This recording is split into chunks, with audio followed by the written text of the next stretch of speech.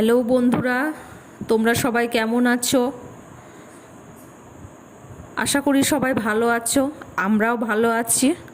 আজকে আমি তোমাদের একটি নতুন ব্লগ দেখানোর চেষ্টা করছি।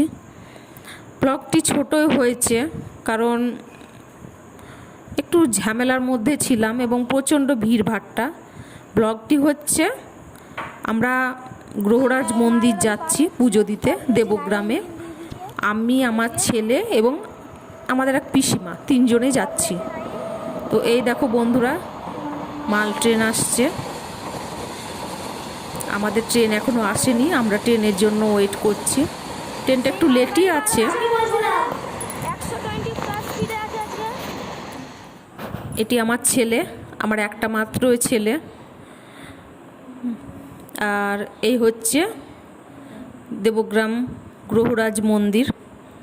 এখানে প্রত্যেক শনিবার অনেক ভক্তরা আসে পুজো দিতে।